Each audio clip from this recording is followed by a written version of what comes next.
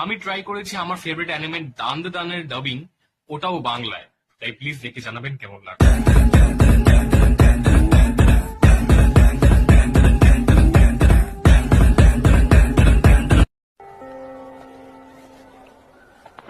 হ্যাঁ বন্ধু, আমি শুনলাম তুই আর মিস আয়েশা নাকি ডেট করছিস। না, আমি আর মিস আয়েশা ডেট করছি ও, না। তাই নাকি? তাহলে তো ভালোই হলো। তুই আমাকে একটু ওর সাথে ইন্ট্রোডিউস করা না। তুই তো জানিসই মিস আয়েশা কত সুন্দর, কত কিউট।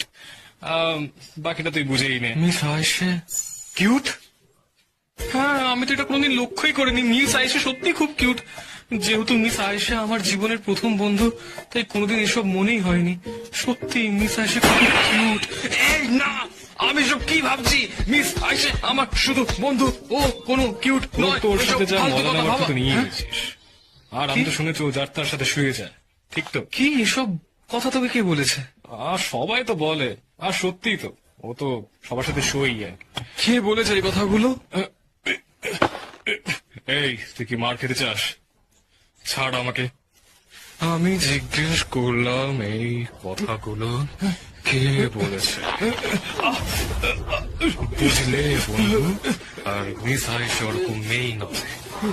তাই শেষবার জিজ্ঞেস করছি, মিস আয়েশার নাম এসব না, কি? আমি মায়ের দেবী কে বলছি? আমি জানি না কে বলেছে এই কথাগুলো। আর না, আমি আরে